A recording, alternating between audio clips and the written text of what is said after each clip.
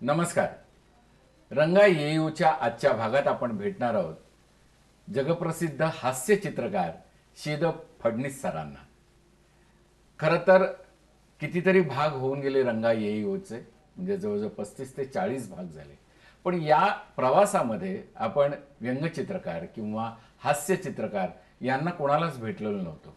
आणि वयाचा मान राखून मला शीद फडणीस सरांच्याकडे यायला वेळ लागला, त्याबद्दल अगोदर मी पहिल्यांदा त्यांची माफी मागतो आणि सह्याद्री वाहिनीच्या रंगा येईवो या कार्यक्रमात सर आपलं स्वागत करतो.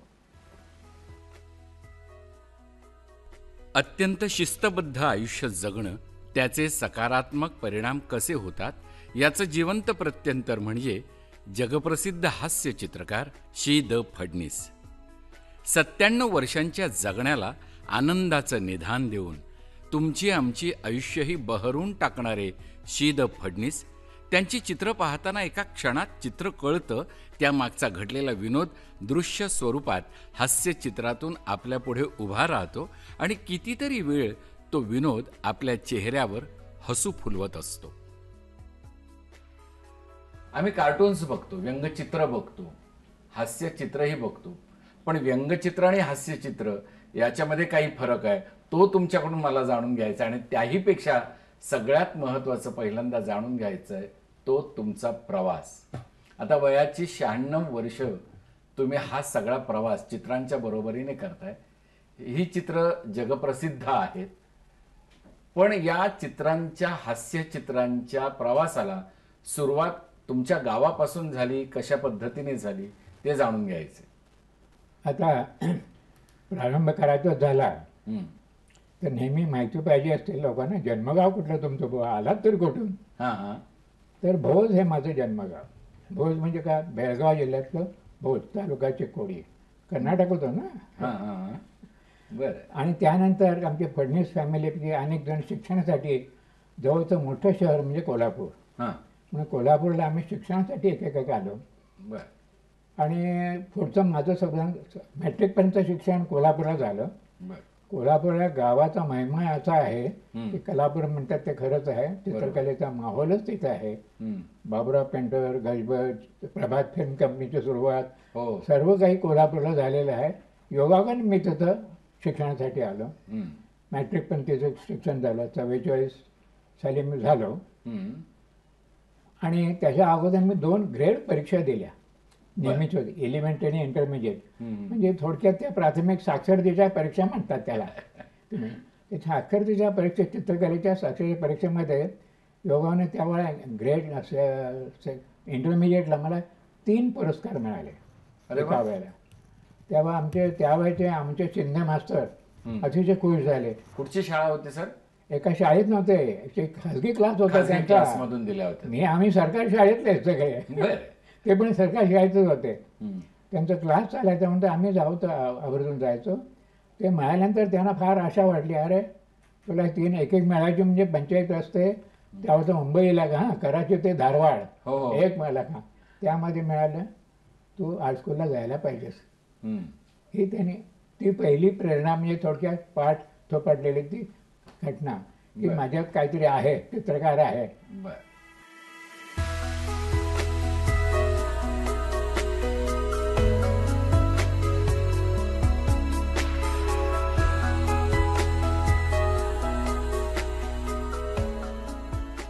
तुम्ही शिक्षण घेण्यासाठी पुढे कुठे गेलात? म्हणजे पुढे म्हणजे शिक्षण, कोल्हापुरात शिक्षणाची, त्या चित्रकला शिक्षणाची सोय नव्हती.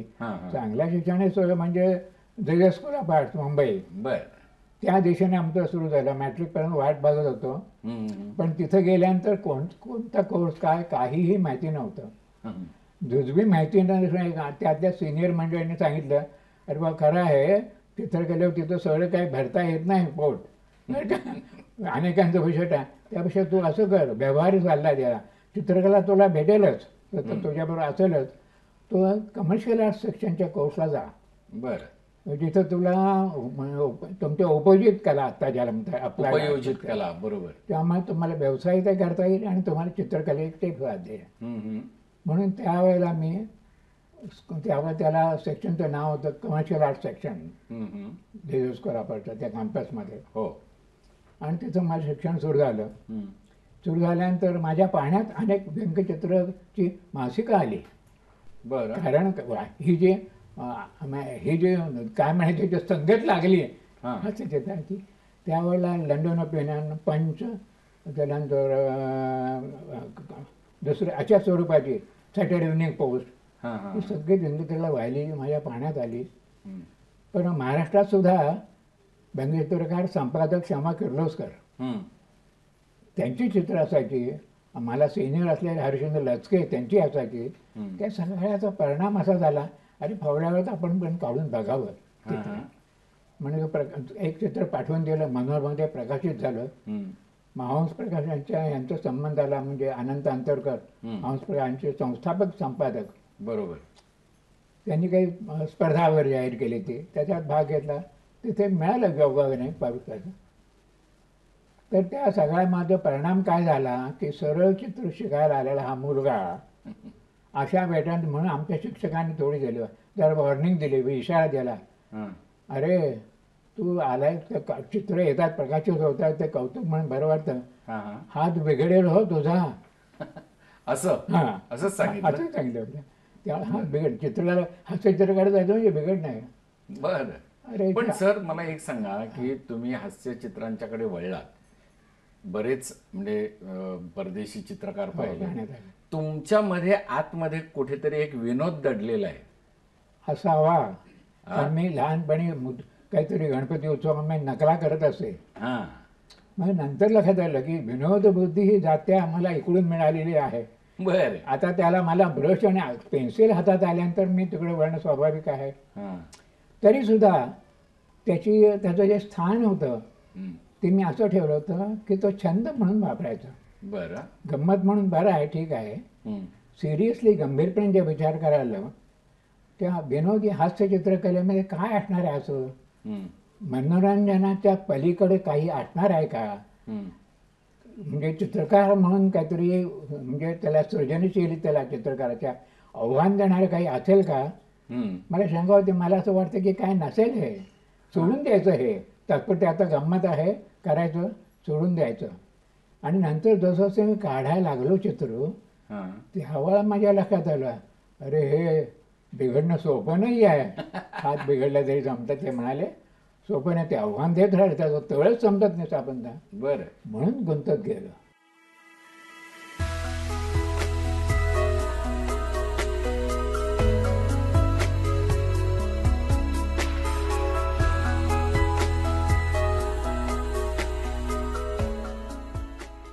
तुमच्या नजरेला ही समाजातली विसंगती, त्याच्यातलं काहीतरी वेगळेपण, हे असं कसं टिपत होता तुम्ही त्यावेळेला? टिपणं टिप कागदासारखंच येतच होते, टिपणंच होत होते त्या नजरेला. त्या आहेत म्हणून काय विनोदबुद्धी जेव्हा असेल समजा तर ते भोवताली. पण त्यावेळेला माझ्याकडं निखळ विनोदी चित्रांच्याच माध्यमातून करत असे. अंतरकरांचा जेव्हा संबंध आला तेव्हा मी राजकीय टीका त्याचं मी केलेली नव्हती बरं का. नंतर सुद्धा मी आता सांगायचं झालं, नंतर पुण्याला आल्यानंतर मी सोबत आणि माणूससाठी टीकाचित्र केली मी 1-2 वर्ष, आजमावून पाहिलं मी. बरं. पण त्याच्यामध्ये जास्त पत्रकार आणि कमी चित्रकार, हो, असं त्याच्यामध्ये ती कुचंबणा आहे. पत्रकाराच्या भूमिकेतून तुम्ही न्यूज बरोबर आणि राजकारणाबरोबर वाहत जायचं, धावत जायचं, हे माझ्या टेम्परामेंटला सुटेल नव्हतं. बरोबर. म्हणून मी काय निखळ विनोदी चित्राच्याच क्षेत्रामध्ये. आणि हे तुम्ही आता तुमच्या बरोबर बसलेलं त्याच्या मागेच तुम्ही असं लिहून ठेवलेलं आहे की हास्य चित्राची वाट चित्रकलेतून जाते. हां, तर ती चित्रकला, ती वाट, हां, ती कशी कशी येत गेली होती पुढे? ते जसं काय झालं, मी ते डिस्टॉर्टेड चित्र, व्यंगचित्र म्हणजे तर काय, पण त्याला नुसतं डिस्टॉर्शन नाही आहे, मिनिंगफुल डिस्टॉर्शन. हो, असं मी म्हणतो. विरूपीकरण कसं, विचारपूर्वक आहे, विचार देणारं विरूपीकरण, काहीतरी कंटेंट पाहिजे त्याच्यात. करेक्ट. केवळ चमत्कृती आणि वेडेवाकडे हे नव्हे. वेगळे करताना सुद्धा माझ्या चित्राच्या शैलीमध्ये आणखी फरक पडत गेले. मिरांडाने सुद्धा सांगितलं, तुमचे अलंकारिक असतात चित्र, स्टायलिश असतात. म्हणजे मारिओ मिरांडाने सांगितलं. हां. क्या बात. माझा संबंध आल्यानंतर बेंगलोरला वगैरे आला तर त्यावेळेला मला इतरांनी दाखवून दिलं माझं वेगळेपण चित्रातलं काय काय. तोपर्यंत अंतरकरांचा परिचय माझा वाढलेला होता. छोटी चित्र देत होतो. नंतर माझा कोर्स पुरा झाला, कोल्हापूरला गेलो, परंतु त्यांनी पाठपुरावा चालू ठेवला बर की हे मोठ्या व्यंगेत माझं काय आहे की मला माहिती नाही आहे, माझ्या हात एक चांगला हास्यचित्रकार आहे हे अंतरकारीने दाखवून दिलं. वा मला नाही दिसलं. हा त्यांचा मोठा चंपा की खेळ खेळणं ज्याला म्हणता येईल अशी त्या माणसाकडे होती. आणि म्हणून ते तिथून पाठपुरावा करत होते. फडणीस तुम्ही कोल्हापूरला जरी गेलात तर टपालानं आम्हाला यायला पाहिजे तुमचे चित्र. बर ब्लॅक अँड व्हाईट येऊ दे, मग नंतर 2 रंगी येऊ दे. नंतर त्याच्या डोक्यात एक असं भन्नाट कल्पना आली की एखादं चित्र मुखपृष्ठावरच रंगीत का आणू नये व्यंगचित्र, आणि ते तुम्ही करू शकाल बर असा विश्वास दिला. कारण डेकोरेटिव्ह स्टाईलमध्ये, इंटरेस्टिंग स्टाईलमध्ये, स्टायलाइज ज्याला म्हणतात अशा आकृतीमध्ये देऊ शकेल असं 52 साली त्यांना असं जेव्हा वाटलं. त्याच्या अगोदर हंसवर एकदा मी चित्र दिले पहिलं हे पहिलं चित्र सर्वात जुनं 70-71 वर्ष झाली त्याला. बरं की स्वेटरचं मफलरमध्ये रूपांतर करणारी खाली हे ती कोण आहे नातं समजत नाही, खालच्या मजल्यावर आहे.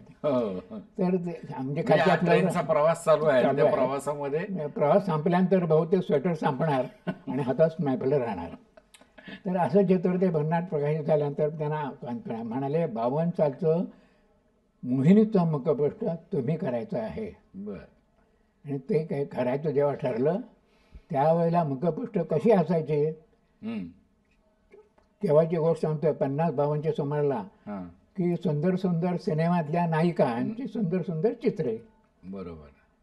त्यातून समजा वाटलं तर दिवाळीला अनुरूप असलेले का ते ओवाळणी करणारे, पाडव्याचे हे करणारे, समजा दागदागिने घातलेली एखादी जी होती याच्या बाहेर चित्र असणं शक्य नाही. दलालांनी सुद्धा सुंदर चित्र केली, मगावकरांनी केली, पण सुंदर स्त्रियांचे मुखपृष्ठ हा त्याचा ठसा होता. दिवाळी अंकांचा या बॅकग्राऊंडवर मी चित्र काय रंगवावं. एक बस स्टॉप आहे, त्या बस स्टॉपवर 2 जण आहेत. ती आहे त्याच्या साडीवर मांजराचे प्रिंट्स आहेत, तो आहे त्याच्या बुशकटवर उंदराचे प्रिंट्स आहेत. असा एक मजेशीर पाठलाग हे चित्र. तर हे चित्र दिवाळीला मी करायचं ठरलं आणि माझं मला दचकायला झालं.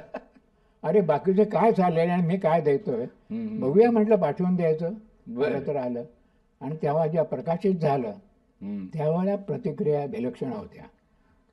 साधारण काय एकदम तेव्हा कमर्शियल द्यायचं बुलेटिननं प्रकाशित केलं होते वेगळं. सकाळनं तेव्हा वेगळ्या वाटेने जाणारं मुखपृष्ठ अशा स्वरूपाचं टीप लिहिली. मग अंतरकरांचा काय म्हणजे उत्साह वाढला. त्यावेळेला मात्र वितरकांचा जेव्हा सल्ला घेतला तेव्हा म्हणे असं काही करू नका विनोदी. परंतु वेगळ्या वाटेने जायचा विचार करायचा जो असतो ते संपादक आणि चित्रकारांनी करायचा असतो. फीडबॅक जो मार्केटिंगमधून घ्यायचा ते फक्त माहिती घ्यायची असते. बरोबर. पावलं बदलायची भूमिका ही चित्रकाराची असावी लागते. वा. आपल्या हास्यचित्रांच्या प्रदर्शनातून, तिथल्या प्रत्यक्ष सादरीकरणातून तो अनुभव त्यांनी जिवंत केला आणि रसिकांपर्यंत पोहोचवला. तर या हसरी गॅलरीला संवाद माध्यमातूनही अनेक कार्यक्रम करत रसिकांना चित्रांकडे पाहण्याची दृष्टी ते देत राहिले. खरं तर मासिकाचं मुखपृष्ठ वाचण्यासाठी आतुर असलेला रसिक केवळ शी.द. फडणीस यांनी तयार केला.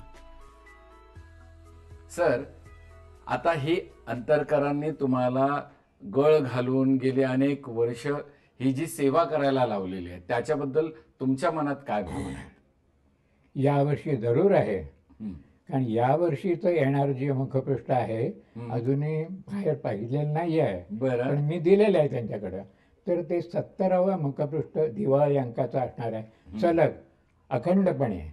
52 साली सुरुवात झाली, तर आता हे येणारं ते 70. पहिल्यांदा पहिले संस्थापक संपादक ते आता हयात नाहीत, अनंत अंतरकर.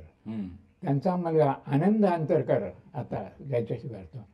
परवा आनंद अंतरकरची तब्येत वगैरे ठीक नव्हती, त्यामुळं त्याचा मुलगा अभिराम अंतरकर, मी 3ऱ्या पिढीची बोलतोय होता, त्यानं सांगितलं काका चित्र तुम्ही तयार ठेवायचं आहे बरं का. अरे वा. त्यावेळेला लक्षात आलं हा प्रवास सोपा नव्हता, पण भाग्याचंही आहे. हम्म. खरोखर यासाठी आम्ही काहीच धडपड केली नाही आहे. योगायोगानं झालं. त्यांचं आणि आमचं भाग्य असं की झालं. आणि त्याशिवाय आणखी एक गोष्ट स्वतंत्रपणे की सहकार्याच्या भूमिकातून अनेक विक्रम झाले असतील. हा. आम्ही काम केलं ते झालं. यात व्यवहारही आमचे चालू होते. हे कठीण असतं ते व्यवहार हो. चालू ठेवून. यामध्ये मी कुणाचं श्रेय मी घेत नाही आहे. श्रेय आम्ही म्हणतो आम्ही वाटून घेतो बरोबर. आणि तो आनंद मिळतो आणि तो मिळावा या आठवणी. मग आता ही 70 वर्षाची जी तुमची काही सेवा आहे, हां. त्या सेवेतून हळूहळू तुमची चित्र वाढत गेली होती. हो. त्याच्यानंतर तुम्हाला ती हास्य गॅलरी उभी करावीशी हो. वाटली. ती प्रदर्शनं तुम्ही लावत गेलात. तर पहिल्यांदा प्रदर्शनाची संकल्पना कशी आली? पहिल्यांदा सुद्धा पहा की प्रकाशित झालेलं चित्र माझ्या डोक्यातही नव्हतं. चित्र प्रकाशित झालं म्हणजे संपलं ना. बरं. तर माझ्याकडे अनेक जे क्लायंट्स येत होते, मी काही कमर्शियल जॉब्सही करत होतो. तर होजिरे फॅक्टरीचे एक मालक पूर्वीचे त्यावेळेला माझे मित्र असगेकर म्हणून ते यायचे नेहमी. त्यांच्यावर त्यांचा ग्रुपही यायचा. आणि दरम्यान आमचं काम करायचं म्हणून त्यांना वेळ जायचं तेवढं माझं ते छापलेल्या चित्रांचे जे अल्बम होते रेकॉर्डचे म्हणून ते आपले बघत बसायचे आणि त्या जोराने खो खो खो खो हसायचे सारखे. ते त्यांना पाहायला मिळालं. तर ते म्हणाले, फडणीस, माझ्या मनात आपला तो कल्पना आहे. 65 सालची गोष्ट त्यावेळा. तुम्ही चित्र तयार ठेवा, पुढचं काम माझ्याकडं. जहांगीरला आपण प्रदर्शन भरवायचं. अरे वा. 65 साली. आणि 3च दिवस ठेवू आपण, कारण मलाही अंदाज नाही, त्यांनाही नव्हता. आणि मी म्हटलं, अहो काय होणार आहे, जी चित्र छापलेली आहेत आणि नंतर त्यांच्याच आग्रहाखातर आम्ही सगळं तयारीला लागलो. मूळ चित्र इकडे तिकडे मिळवली, काही रिडिझाईन केली. कारण 61 साली पुरामध्ये काही चित्र माझी वाहून गेली होती, खराब झाली होती, रिडिझाईन केली. ती सगळी करून 65 साली प्रदर्शन भरवलं. आणि त्यावेळेचा जो रिझल्ट होता, प्रेक्षकांनी दिलेला जो प्रतिसादाची जात होती, ते सगळ्या पेपरमध्ये आली. 3 दिवस 2000 प्रेक्षक पर डे. बाप रे. ते कळायला मार आहे काय. हे त्यावेळी 65 सालचे हा प्रारंभ. ते प्रतिसाद बघितल्यानंतर मग म्हणाले पुण्यात भरवायचं. रिडिझाईन केलं, त्याला शेप दिला आणि त्याला आमचं जो बारसं केलं ते आमचे प्राध्यापक बाळ गाडगीळ आणि फर्ग्युसनचे प्रिन्सिपाल, ते माझे लेखक मित्र. ते म्हणाले, हे सुरू करा तुम्ही. ते प्रदर्शन ह्याच्यापेक्षा पुढं 23 दिवस चाललं. 23 दिवस पुण्याला टिळक रोडला रोज रांक बाहेर. बरं. रांकेशिवाय प्रदर्शन पुरंच व्हायचं नाही. हे बघितल्यानंतर आमचे त्यावेळेचे खासदार मित्र मोहन धारिया ते पण आले होते. फडणीस, तुम्ही आता पुण्याला थांबायचं नाही आहे, दिल्लीला घेऊन यायचं तुम्ही प्रदर्शन. माझ्याकडे लागलं पुढं उद्घाटन कोणी करायचं काय काय वगैरे. मग ते झाकीर होतं ना, तेव्हा 2-3 कोणाजण विचारले. त्यावेळेचे उपराष्ट्रपती नंतर राष्ट्रपती झाले. त्यांच्या हस्ते करायचं आणि तुम्ही दिल्लीला यायचं. दिल्लीला फार वेगळ्या तऱ्हेच्या प्रमाण, ह्याच्या तर संख्येन नाही, कारण मराठी समाज कमी तिथं. बरोबर. मर्यादित. पण ती ज्या प्रकारचे प्रतिसाद तेव्हा मिळत होता, त्यानं मी उत्साह घेऊन होता. मग त्याला फॉर्म आला हा संबंध. आणि मग तुम्ही ते जगभर घेऊन. मग मला स्क्रीन, मग महाराष्ट्रात जर करायचं तर स्क्रीन सगळ्याकडे 8 गॅलरी नव्हत्या. पुण्यात गॅलरी नव्हती. मुंबईला जहांगीरला फक्त एक गॅलरी होती, बाकीच्या कुठल्याही ठिकाणी गॅलरी नव्हत्या. मग मी 8 स्क्रीन प्लायवूडच्या ह्याचे तयार करून स्क्रीन युनिट तयार केलं आणि पुण्यात भरवलं. आणि ते स्क्रीन युनिट घेऊन मी नगरला गेलो, सांगलीला गेलो, नाशिकला गेलो, नागपूरला गेलो.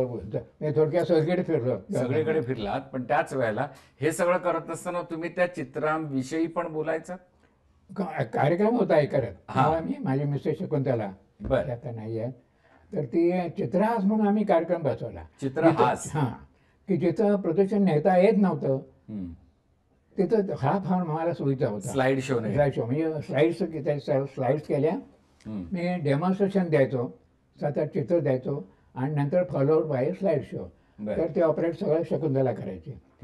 म्हणजे नंतर मी जे इतर महाराष्ट्राच्या बाहेर जिथं गेलो, नंतर 97 साली आम्ही अमेरिकेला वगैरे गेलो, तेव्हा आम्ही तो कार्यक्रम अमेरिकेतल्या 6 शहरामध्ये आम्ही तो सादर केला. नंतर लंडनलाही गेला. मग तेव्हा लक्षात आलं की शब्दविरहित चित्र भाषेच्या सीमा ओलांडतात. म्हणजे काय होतं.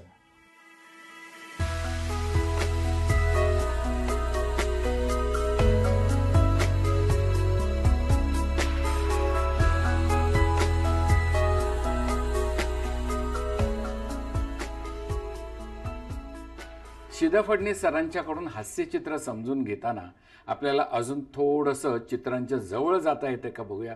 सर, तुमची ही खास चित्र आहेत, तुमच्या प्रेमाची चित्र आहेत, तर ती जरा मला समजावून सांगा. आता काय आहे, निशब्द चित्र ही सर्वांना माहितीच आहे. बरोबर. काही चित्रांच्या बाबतीत असं आहे की काही काही किस्से त्याच्या पाठीमागे लपलेले असतात, काहीतरी घटना घडून गेली असते, काहीतरी सांगायचं राहिलेलं असतं. तर अशी एक 2-3 चित्र मी तुमच्यासमोर सांगणार आहे की त्याच्या बाबतीत काय का सगळ्या चित्राबाबतीत नाही. काही चित्रांचा प्रवास माझा स्केचबुकातच झाला आहे, पण काही चित्रांच्या बाबतीत जेव्हा प्रकाशित होतात तेव्हा आणखी काहीतरी गोष्टी घडतात. त्याच्यापैकी हे एक चित्र किती साली मला माहिती नाही आहे, पुष्कळ वर्ष झाली. हे ग्राहक पेठ म्हणून जे ग्राहकांच्यासाठी झालेलं का मासिक भिन्नमध्ये घोषित करत होते, त्यांच्या कव्हरसाठी म्हणून ते केलं. बरं. कव्हरचा विषय काय, महागाई निषेध सभा. आणि त्या महागाई निषेध सभेसाठी त्या भक्त्या जोरदारपणे एक निषेध सभेचं भाषण करतात. आणि त्याच वेळा व्यासपीठावर त्यांच्या कार्यकर्त्यापैकी त्यांचा जरतारी पदर कसा आहे, कुठल्या मालचा आहे, याच्यामध्ये गुंग आहेत. रायझिंग प्राइसेसवर या बोलतायत आणि त्याचे घेतात. तर हे जेव्हा प्रकाशित झालं त्या कुठल्या तरी एका मंडळाला ते बोचलं. मी काय कशामुळे बसलं, कारण त्यांचं साम्य दिसलं का काय का नाही. त्यांचं खरमरीत पत्र आलं ह्याना की आमच्या मंडळावर हा थोडक्यात गैरसमजामुळे हा एक आरोप आहे. बरं. आणि तो आम्हाला मान्य नाही.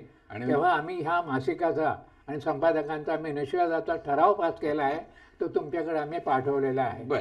चित्रकारांनी तुम्हाला सगळ्यांना समजूते. आला का प्रश्न? मला काय वाटलं नव्हतं, मी गोड चित्र काढणारा माणूस, असं काहीतरी दाहक काहीतरी असेल असं वाटलं नव्हतं. मग बिंदुमती जोशी म्हणाले, फडणीस मीच आता तुमच्या वतीने लिहिणार आहे. अच्छा. त्यांना काय समजलं तर म्हणाले, हा जो प्रहार आहे तो दांभिकतेवर आहे. बरोबर. शोभेसाठी ज्यांना ज्यांना समाजसेवा करासाठी प्रकाशात येण्यासाठी असते त्यांच्यासाठी आहे. तुमचं जर मंडळ व्यवस्थित काम करत असेल तर त्यांच्यासाठी हे लागू नाही आहे. वा, छान. तर हे साधारणपणे लक्षात, म्हणून ज्या निकोप वृत्तीनं चित्र स्वीकारणं पाहणं ही एक मोठी गरज निर्माण झालेली आहे. खरं खरं. म्हणजे आताच जास्तच की आताच्या अतिशय अशक्त प्रकारचे मंडळी कार्यकर्ते आणि पक्ष झालेले आहेत. पूर्वीचे म्हणजे नेहरूंच्या वेळेचे वगैरे अनेक प्रकारचे टीका शंकरनं केलेल्या आहेत, कोणाला काही झालं नाही आहे. बरोबर. तर मला असं वाटतं गरज आहे आता की निकोप पद्धतीनं हास्यचित्र कसं समजावून घ्यायचं त्याची गरज त्याची गरज आहे. हे एका बाबतीत झालं. दुसरं एक, ह्या चित्राची जात वेगळीच आहे. हे खो खो हसवणारं असं चित्र नाही आहे. ह्या चित्रामध्ये केल्यानंतर सांगतो की इथं चित्र स्पष्टच सांगतो की ह्या कुंड्यामध्ये छान स्टेनलेस स्टीलच्या ह्याच्यामधून पाणी घालते, जोपासना करते, त्याला काही फुलं येत नाहीत, काही नाही, काढ्यात राहिलेत. आणि एका ड्रेनेजच्या गायक्या पाईपमधून पाणी पडते तर ते फुलझाडं उगवले. वा. जगताना हे नुसती गंमत म्हणून बारीकशी वाटली, पण आणखी गोड जाताना सांगून जातं. अपुऱ्या सुविधा असल्या की प्रगती खुंटते, हे चुकीचं आहे. ह्याला अर्थ नाही आहे. ह्याच्यामुळे आपल्याला लक्षात येतं डोंगराळ भागाने दूरच्या ठिकाणी एक पोरगं जिथे वीजही नाही आहे तिथं पोरगं परीक्षेला बसताना चमकतं. त्यावेळेला काय म्हणतं, त्यावेळी ह्या चित्राची मला आठवण होते. वा. की सुविधाही महत्त्वाच्या नाहीत, प्रयत्न महत्त्वाचे आहेत. तिसरं चित्र हे प्रदर्शनाच्या संदर्भातलं आहे. मगाशी जे म्हणालो की हसे गेली प्रदर्शन जशी चित्र लावली तसे काय मी प्रयोग केले, 3D पद्धतीचे चित्र. बरं. म्हणजे हे जसं चित्र एक वेगळ्या प्रकारची उपयुक्त फ्रेम यांच्या आकारानुसार केलेली हे जसं चटईतलं याला एक्सप्लेनेशन नाही आहे, फॉर्ममध्ये आलेली गंमत आहे. बरोबर. काही वेळा प्रकाशामधून असते, काही वेळा प्रतिबिंब दाखवतो, काही वेळा मुवमेंट येतो, ज्याला कायनॅटिक ह्युमर ज्याला म्हणतो. हो. तेव्हा त्या प्रकारचे चित्र, तर हे चित्र मी पॉवरवर चालवलेलं आहे आता मोठ्या आकारामध्ये. हा जो ब्रश घातते ना ती अव्य हात घालत असते ते पुत्राचे हात, असे ते मुवमेंटमधलं आहे वास्तव चित्र. इथं आता आपल्याला आणता आणायला नाही आहे. बरोबर. दर्शनाचं होतं. मग त्यावेळेला कोणी म्हणाले हे कसं आहे हे होतं. त्यावेळेला मी म्हटलं जेव्हा कल्पना चोचते तेव्हा त्याला फक्त अस्तित्व असतं. वा. आणि ते माध्यम ते स्वतः निवडतं. हम्म. शिल्पकलेमधून जायचं आहे, प्रकाशामधून जायचं आहे, का कागदावर जायचं आहे. बरोबर. तर हा प्रदर्शनाचा कॅनव्हास जेव्हा त्याला मिळतो त्याच वेळेला या प्रकारच्या गोष्टी करता येतात. जेव्हा कल्पना सुचते तेव्हा मी काय म्हटलं की जेव्हा कल्पना सुचते स्केचबुकामध्ये तेव्हा त्याला त्या कल्पनेला फक्त अस्तित्व असतं, माध्यम नसतं. बरोबर. माध्यम हे स्वतः ते ठरवतं मी कसं प्रकट व्हावं. ते कागदावरही व्हावं का प्रदर्शनात व्हावं का शिल्पकलेत व्हावं, मुवमेंटमध्ये व्हावं का असं काहीतरी गमतीदार करणं. तसं हे सुद्धा एक चित्र एक नसते काय तर म्हणजे एक पेला आहे बक्षिसाचा जो असतो तो माझ्या पाहण्यात आल्यानंतर तिथे कान असतात ते इंटरेस्टिंग केले याचं इथंच संपतं ते गंमत. हो. तर या प्रकारचं आता हे छापणार कसं हे प्रदर्शनातूनच येणार. बरोबर. तर जेव्हा प्रदर्शनाचा मी कळला त्यावेळेला असा विचार केला की मी कागदाच्या मर्यादा ठेवायचं कारण नाही म्हणून सगळीकडे प्रदर्शन घेऊन गेलो. वा. सर, पण या सगळ्या तुमच्या हास्यचित्रांच्या बरोबर एक सुंदर गोड मुलीचं हे चित्र जे आहे ते तुम्ही जाहिरातीसाठी काढलं होतं की नाही, प्रदर्शन मुखपृष्ठासाठीच केलं होतं. मग असं जेव्हा वाटलं की जेव्हा व्यंगचित्र मिळालं अरे सोपं आहे की म्हणाले चटकन चित्र. तसं नाही आहे. हे सांगण्यासाठी मी माझ्या प्रदर्शनामध्ये एक पॅनल केलं होतं. त्यापैकी हे हे हे आणखी एक 2-4 चित्र स्केचेसवर गेली. बरं. ते सांगण्यासाठी की हास्यचित्राची वाट चित्रकलेतून जाते. वा. शॉर्टकट नाही आहे. उत्तम चित्र, उत्तम ड्रॉइंग, त्याचं उत्तम म्हणजे त्या चित्रकलेचं व्याकरण तुम्हाला अवगत पाहिजे तेव्हा तुम्ही डिस्टार्ट करू शकता. वा. चांगल्या तऱ्हेनं. किती सुंदर सांगण्यासाठी म्हणून मी हे ठेवले. म्हणजे तुम्ही हे करू शकता, हे मूळ आहे. हां. आणि मग इथून ती वाट जाते. हां. वा. प्रत्यक्षासाठी 2 चित्र मी काढून दाखवणार आहे. ते नेहमीचं पूर्ण चित्र नाही, ते आता कठीणच आहे या वेळेच्या मर्यामध्ये. पण चित्रकार स्केचबुकामध्ये असो का कागदावर असो रेषेचा अनुभव घेतो म्हणजे काय घडतं हे दाखवण्याचा माझा एक प्रयत्न आहे. आणि ते सुद्धा काही 2 स्टेजमध्ये की प्रथम एक चित्राचा भाग दिसला त्याशिवाय कोऱ्या कागदावर आणखी काय मला दिसलं ते मी दाखवणार आहे. तर प्रथम मी साध्या एक ओळखीचा परिचित वस्तू दाखवणार आहे की एक घड्याळ आहे.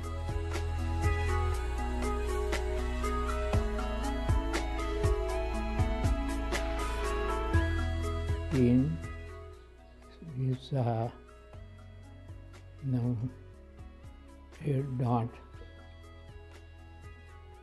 आणि हे आकडे. हे घड्याळ हे सरळच आहे म्हणजे ऑब्जेक्ट ड्रॉइंग याच्यात नवीन काय आहे. याशिवाय आणखी हे घड्याळ काढल्यानंतर मला काय आणखी दिसलं तर ते मी आता काढल्यानंतर लक्षात येईल हे एका वेगळ्याच आकारामध्ये ते घड्याळ दिसेल.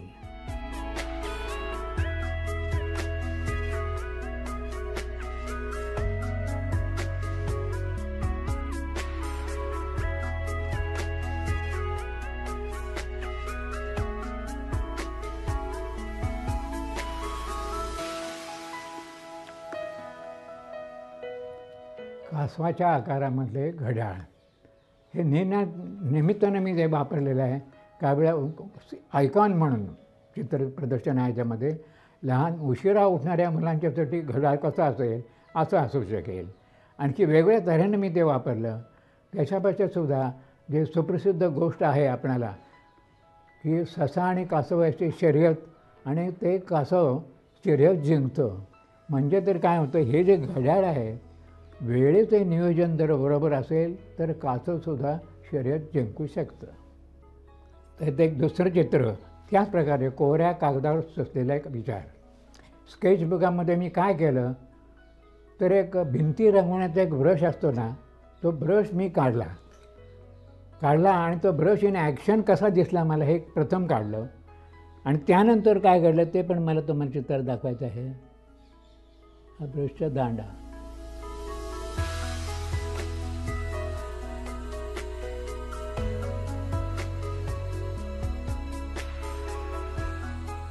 ब्रश इन ॲक्शन म्हटल्यानंतर असा दिसला मला.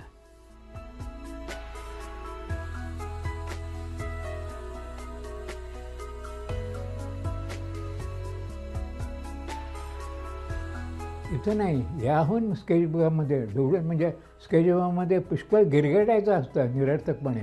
ते करत असताना मला आणखीन एक शेप ह्याच्यात दिसला. तो मी काढल्यानंतर मला काय दिसलं,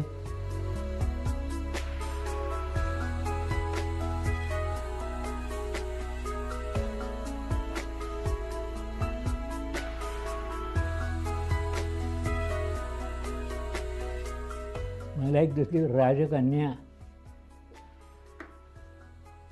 आणि ते कार्यक्रमाच्या अनेकदा मी शेवटी काढतो आभार मानण्यासाठी. तर ही माझ्या वतीने आभार मानते आणि ह्या कार्यक्रमाचं माझ्या दृष्टीनं डेमोचा कार्यक्रम मी इथं संपवतो. थँक्यू.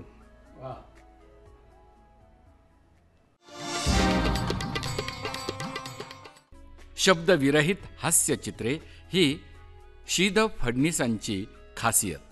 त्यामुळे त्यांनी भाषा, प्रदेश, संस्कृती यांच्या सीमारेषा ओलांडल्या. गणित, बँकिंग, व्यवस्थापन, कायदा, तत्त्वज्ञान अशा गंभीर विषयांची पुस्तके सुद्धा शी.द.च्या हास्यचित्रांनी सोपी केली. सर, हा सगळा तुमचा प्रवास बघत असताना तुम्ही ललित साहित्य त्याचं वाचनही करत होतात, अभ्यास करत होतात आणि त्याच्यापासून स्फूर्ती घेऊन काही चित्र करत होतात. तर त्याविषयी मला जरा समजून घ्यायचं. मी अनेक प्रकारचे साहित्य सचित्र केलं. त्यापैकी प्रारंभ कसा झाला, चित्रकार म्हणून मासिकातून मी प्रकाशित झाल्या कारण माझे चित्र प्रथम माझा विनोदी साहित्य सचित्र करण्याचा आलं. म्हणजे त्यात श्रीपाद कृष्ण कोल्हटकर, ची.वी. जोशी, पु ल देशपांडे, मिरासदार हे सगळ्या विनोदी. त्यानंतर गंभीर साहित्य मी केलं. त्या प्रत्येक सजावटीच्या वेळेला चित्र एकाना असं वाटायचं काहींना की म्हणाले साहित्यातून जपवलं चित्राचं प्रयोजन तरी काय आहे. बरोबर. तेव्हा हा विषय अनेकदा यायचा. तर चित्र हे केवळ सजावटीसाठी किंवा फ्रेमसाठी नाही आहे. एक लक्षात घ्यायला पाहिजे, चित्राची स्वतःची एक भाषा आहे. आणि लेखक जेव्हा एखादा लेख लिहितो, कादंबरी लिहितो, तेव्हा त्याला मिळालेल्या अनुभूतीच्या आधारे आणतो. बरोबर. त्याला ज्या ज्या अनुभूती सांगावसारख्या वाटतात आणि त्यावेळी असं लक्षात येतं की साऱ्या अनुभूती शब्दातून त्याला व्यक्त करता येत नाही. म्हणून तो वर्णन वाढवत जातो. मग त्यावेळी लक्षात येतं काही अनुभूती ह्या चित्रच सांगू शकतात. आणि मग त्यावेळेला मी सुद्धा त्यांना म्हणताना म्हणालो, जेव्हा शब्द थांबतात, मुके होतात, तेव्हा चित्र बोलू लागतं. क्या बात आहे. वा. कारण का चित्राची स्वतः स्वयंभूभाषा आहे. ती फडणीसांची नाही आहे, त्या माध्यमाची ताकद आहे ती. तर ती तुम्ही दुर्लक्ष करता उपयोगी नाही. ते संगीने जायचं. चांगलं मात्र पाहिजे. चित्राला चित्र असं नाही आहे, आशय घन पाहिजे, कंटेंट वाईज पाहिजे. बरोबर. तर तसे जर असतील तर साहित्य उजळून निघतं, लोकांपर्यंत जास्त पोचतं. पण खरं म्हणजे हे नवीनही नाही आहे. चित्र सजावट अनेक जुन्या पोथ्या हजारो वर्षापूर्वीच्या सचित्र आहेत केलेल्या. त्या साहित्याबरोबर चित्रांची सजावट, चित्राची साथ हे नवीन नाही आहे. आम्ही फक्त परत आधी या निमित्ताने येतो आहोत. मग ते करत असताना मी जेव्हा करायला लागलो तेव्हा दुसरे काही प्रश्न असे आले. अहो म्हणाले, अर्थविषयक प्रश्न आहेत, मॅनेजमेंटविषयक लेख आहे, भयंकर क्लिष्ट आहे, हो वाचकांना वाचणं कठीण जाईल. फडणीस तुम्ही थोडीशी मदत करावी. बरं. म्हणजे गोष्ट रंजक व्हावी, क्लिअर व्हावी. अर्थविषयक, मॅनेजमेंट विषयक, मग बँकिंगच्या विषयी आलो. या सगळ्या विषयांना तुम्ही स्पर्श करून सगळ्या बँकिंग विषयी आलं, व्यवस्थापन विषयी, गणित असेल, कायदा असो आला, तत्वज्ञान सुद्धा आलं. तर याचा अर्थ कोणाला जर वाटेल मी या सगळ्यातला कोणी तज्ज्ञ आहे की काय, आहे. मला तोच प्रश्न विचारायचा आहे की तुम्ही ते सगळं साहित्य वाचत होतात का? हो, वाचत होतो. आणि वाचल्यानंतर त्या प्रकारचं साहित्य मी निर्माण अशी अपेक्षा नाही आहे. त्या जे कंटेंट्स आहेत ते सोपे कसे करता येतील. तर त्यावेळेला माझं लक्षात आलं की एखादा विषय किती क्लिष्ट आणि गुंतागुंतीचा जरी असला तो कुठंतरी माणसापाशी भेटलेला असतो. बरं. वा. त्या माणसापाशी जिथं भेटलेला असतो ते नातं जर मला समजलं तर तो विषय मी मोकळा करू शकतो. वा. तर ते मी केलं, त्यामुळे मला मिळत गेलं ते सगळं. आणि याच्यातूनच मग गणितासारखा विषय पुढे आला. बर. गणित कुणीतरी विचारलं की म्हणाले अनेकाने गणित, मला तेव्हा खरोखरी कल्पना नव्हती. 78 साली माझ्याकडे तो प्रस्ताव आला, ते केली नंतर. ते येण्यापूर्वी जेव्हा प्रस्ताव आला, असे गंभीर विषय करतात त्या म्हणल्या पंडित करतील हे. तर त्यापूर्वी त्या समितीचे एक सभासद राहीलकर, गणिताचे तज्ज्ञ, त्यांनी एक आपलं पुस्तक लिहिलं, गणिती तर्कशास्त्र नावाचं एक पुस्तक कॉलेजसाठी. ते मी सचित्र केलं. योगाने ते त्या गणित समितीवर होते बालभारतीच्या. बर. आणि बालभारतीकडं त्यावर एक विषय होता 75-77च्या दरम्यान, की सगळ्याला पुस्तकं आहेत, इयत्ता पहिलीसाठी पुस्तक नाही. कारण का, मुलांना वाचता येत नाही. ज्यांना वाचताच येत नाही त्या निरक्षर मुलांसाठी पुस्तक काय छापणार. हो. बर. मग त्यातून असा विचार आला की मला ना चित्रांची भाषा जवळची आहे. ते केवळ पेंटिंगपासून आहे भाषा वगैरे. तर ती जर त्या माध्यमातून उपयोग कोण कर शकणार असतील तर हे आपण पुस्तक काढू शकू. म्हणून एक प्रस्ताव आला राहीलकरांच्या शिफारशीमुळेच असायला. तर त्यावेळेत एक बाळ घेऊन आले, तर म्हटलं मी ह्याच्यावर आठवड्यावर विचार करतो. अहो काय म्हणाले, पाठ्यपुस्तक आहे, तुम्ही म्हणाले धैर्य उपलब्ध आहे, सगळं आहेत, गणित समितीला खुश आहे करायला. तरीसुद्धा मला एक शंका आहे. तर्कशास्त्राचं पुस्तक हे कॉलेजच्या मुलांचं होतं. कॉलेजची मुलं ही साक्षर आहेत, मोठ्या वयाची आहेत. बरोबर. त्यांना त्यांच्याशी संवाद करणं मला सोपं आहे. पण एवढ्या मुलांच्यासाठी संवाद करणं सोपं नाही आहे, आव्हानात्मक आहे. विचार केला आणि नंतर ठरवलं की आपण जायचं पुढं. आणि मग 78 साली मी केलेलं सचित्र पुस्तक 2025-30 जिल्ह्यामध्ये टेस्टला गेलं आणि फीडबॅक घेतला. आणि असे थोडं त्यानंतर जवळजवळ 3 समित्या झाल्या. प्रत्येक वेळेला मी पहिलीच्या परीक्षा पास केलेल्या आहे, त्यावेळेला घेतला. पण त्यावेळेला पुष्कळाने विचार ह्याच्या हे तरी काय काय करत होता तुम्ही. तर मी एक लक्षात आलं मला की बाकीच्या सगळ्या विषयांना समजायला सोपा मार्ग आहे. भूगोल हा दाखवता येतो, शास्त्र दाखवता येतं, इतिहासातल्या गोष्टी सांगता येतात. गणितातल्या संकल्पना मात्र सगळ्या ॲबस्ट्रॅक्ट आहेत, अमूर्त कल्पना आहेत. बेरीज होते, वजाबाकी होते, गुणाकार होतो, हाचा हे काय आहे काय कळलं मला. 6 वर्षाच्या मुलांच्या समोर ही सगळी राक्षसासारखी मंडळी आहेत. तर माझ्या पुढं नजरेसमोर असलं त्यांच्या चित्रांच्या भाषेतून हा राक्षस दूर करायचा आहे आणि परी आणायची आहे. जी मुलांना सांगेल ही म्हणजे बेरीज, ही म्हणजे वजाबाकी, ही म्हणजे गुणाकार, पुढे गेला. वा. तेव्हा मी चित्रांचे दृष्टांत वापरले. चित्रांचे दृष्टांत ही संकल्पना ज्ञानेश्वरापासून आहे. ज्या ज्या वेळा शब्दातून कठीण जातं त्यावेळेला सर्व मंडळी ही दृष्टांत वापरतात. मी लहान मुलांच्यासाठी दृष्टांतच वापरले. इकडे टोमॅटोचा ढीग आहे, इथं बटाट्याचा ढीग आहे, किती झाले, जवळ मिसळा, बेरीज झाली. अशी ही किती पुस्तकं झाली होती तुमची. आपण 78 नंतर 3 समित्या झाल्या. कॉमन फक्त शिद फडणीस, बाकीचे कारण योगा गणिता मी पण हौदात बांधला पहिला. म्हणजे सत्वपरीक्षा बघणार होते. त्याचबरोबर त्या पाठ्यमंडळ मंडळ म्हणायचे की तुमची पुस्तकं साहित्यातली ह्याच्यातली पुष्कळ निघाली असतील, त्याच्या किती एडिशन असतील. एक लक्षात घ्या, गणिताचे पुस्तक 7 इयत्ता पहिलीची जी आवृत्ती 35 लाखाची असते, 8 भाषेत. बापरे. आणि तुमचा रिचकोटपर्यंत मुंबईतल्या मल्टीनॅशनल तुमच्या किंवा मल्टीस्टोरीज बिल्डिंगमधला विद्यार्थी आणि डोंगराळ भागातला रिमोट भागातला एक विद्यार्थी, रानामध्ये जिथं वीज आहे नाही आहे तिथेही विद्यार्थी तुमची चित्र तिथपर्यंत पोचतात.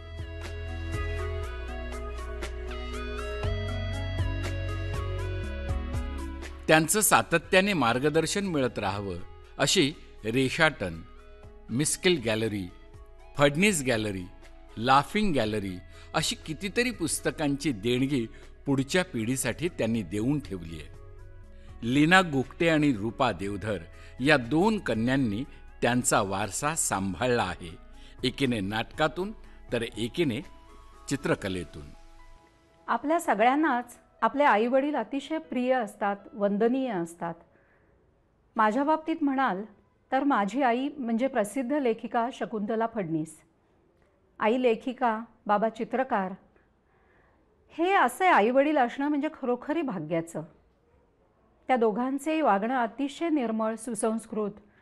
त्यामुळे आम्ही दोघी बहिणींनी चांगलं वाचावं, लिहावं, चित्र काढावीत, सगळ्या कलांचा आस्वाद घ्यावा, हे संस्कार आमच्यावर आपसुकच झाले. बाबांच्या बाबतीत खरं म्हणजे मी कितीही वेळ बोलू शकेन, इतके त्यांचे असंख्य गुण आजही घेण्याजोगे आहेत.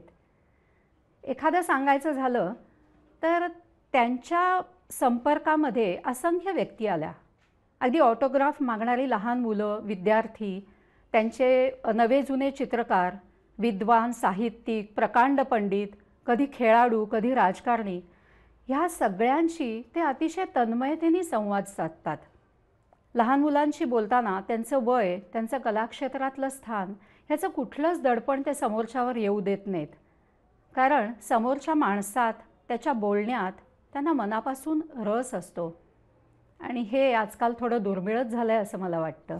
शी. द. फडणीसांची चित्रं कशी असतात असं जर का कोणी विचारलं तर पटकन उत्तर येईल, एकदम छान, पाहिल्याबरोबर हसू येतं आणि किती साधी, सोपी, पटकन कळतील अशी असतात.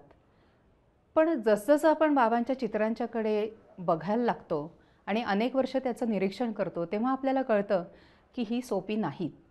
ही चित्रं काढायला अतिशय अवघड आहेत आणि या प्रत्येक चित्रामागे देवदत्त प्रतिभेबरोबरच आहे बाबांची अतिशय काळजीपूर्वक घेतलेली मेहनत, त्यांचा असलेला ॲनाटॉमीचा अभ्यास, अनेक वर्षांची स्केचेस आणि परिपूर्णतेचा ध्यास, याच्यामुळे त्यांची चित्रं नेहमीच पाहणाऱ्याला आनंद देतात. मला आठवतंय सर की म्हणजे काही पुस्तकं त्यावेळेला आम्हाला नव्हती, पण नंतरच्या पिढीला ज्या वेळेला ती हाताळायला मिळत होती त्यावेळेला त्यांचा आनंद वेगळा येत होता. कारण जेव्हा प्रदर्शनं भरत होती त्यावेळेला अनेकांचे प्रस्ताव असे येत होते, काही पत्रपेटीमध्ये येऊन पडायचे, हे प्रदर्शन आम्ही बघितलं, आम्हाला आवडलं, आमच्या गावी आम्हाला घेऊन जायचं झालं तर प्रदर्शन घेऊन जाता येणार नाही, तुमचं एखादं जर पुस्तक असेल तर पुस्तकातून आम्ही प्रदर्शन घेऊ शकू, आमच्या आईवडिलांना दाखवता येईल. म्हणून पुस्तकाची कल्पना आली. मग किती पुस्तकं तुम्ही? सुरुवातीला हसरी गॅलरी, ते सुद्धा माझ्या सर्व प्रकाशकांशी उत्तम संबंध असून सुद्धा आणि रसिक असून सुद्धा चित्रांचं पुस्तक काढायला तयार नव्हते मंडळी.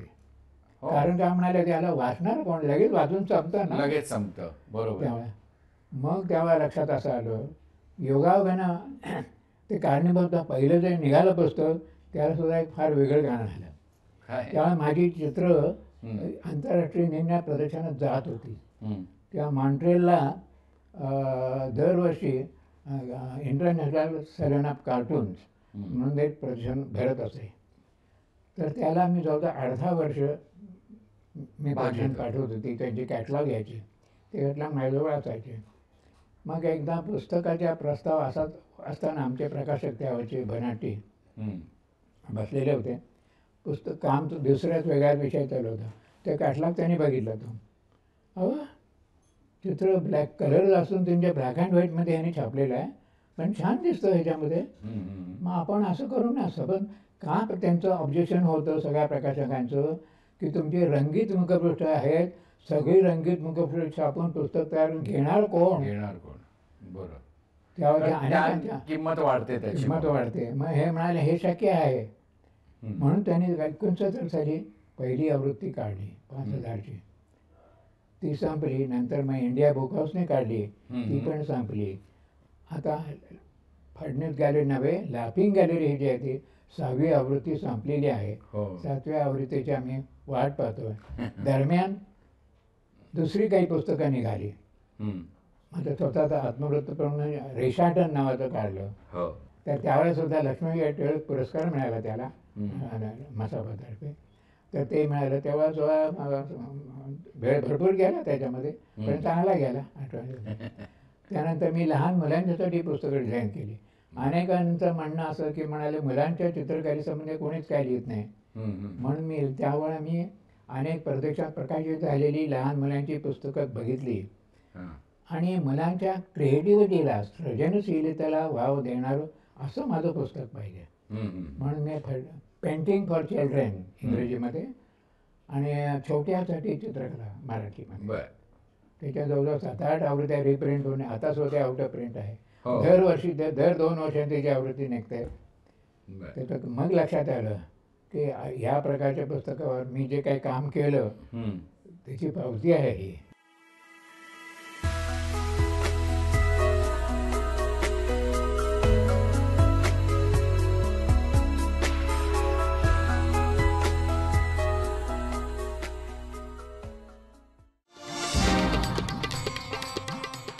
एकाच मासिकाचे 70 वर्ष मुखपृष्ठ काढणारे शी.द. फडणीस एका अर्थाने जागतिक विक्रमाचे मानकरी आहेत. मोहिनी दिवाळी अंकाची 70 वर्षे हास्यचित्रांची मुखपृष्ठे शी.द. फडणीसांनी काढलेली आहेत आणि म्हणूनच रंगा येईवोच्या या सर्व रसिकांकडून त्यांना मानाचा मुजरा.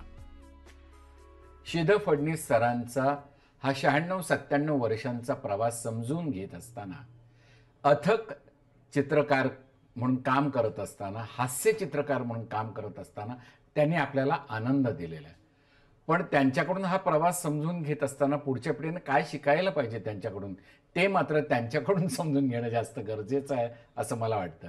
सर, आता माध्यमं बदलत चाललेली आहेत, सगळे कम्प्युटरवर आलेले आहेत, म्हणजे हातात पेन्सिल धरणं किंवा ब्रश धरणं हे फार कमी झालेलं आहे.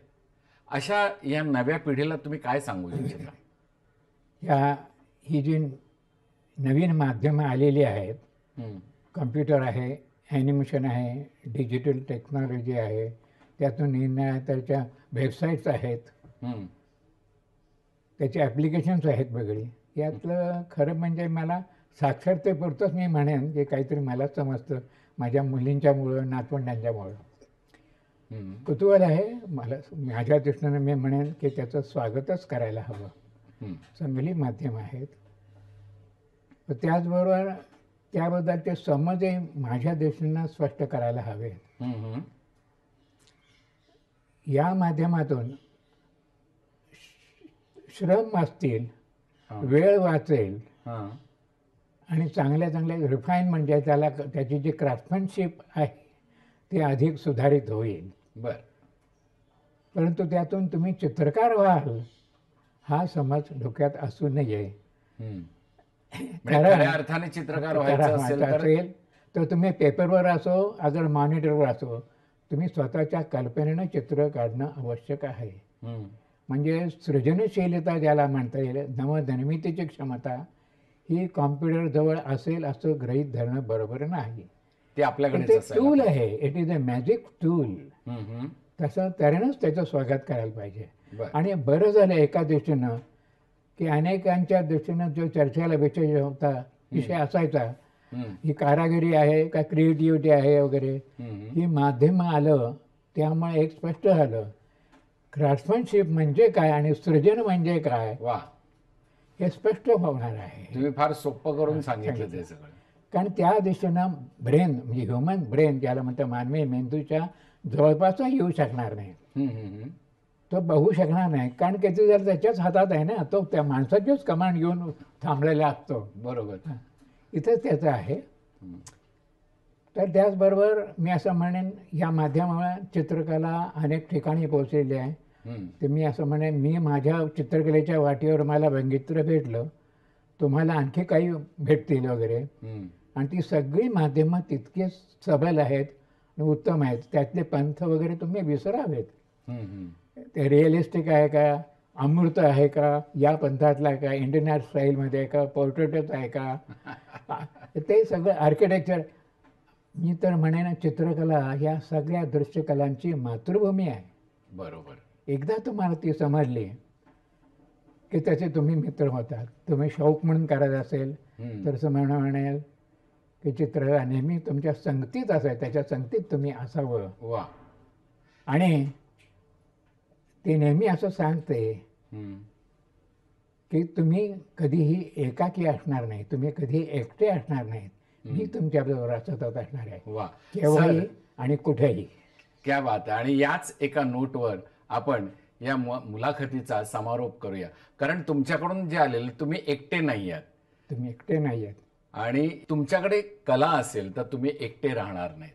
ती तुमच्या सोबत राहील, तुम्हाला साथ करेल आणि तीच साथ आम्हाला सर्वसामान्य लोकांच्या पर्यंत सुद्धा पोचवायची आहे. त्यांची कलेची जाणीव ही आणखी दृढ व्हावी, सकस व्हावी, यासाठीच रंगा येईओच्या माध्यमातून आपण आपल्यासारख्या ज्येष्ठ श्रेष्ठ चित्रकारांना त्यांच्या कलेला लोकांच्या समोर आणतोय.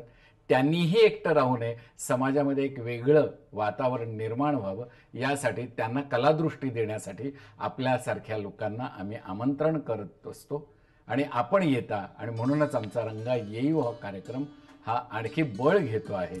आम्हाला आपले असेच आशीर्वाद लाभोत. नमस्कार. नमस्कार.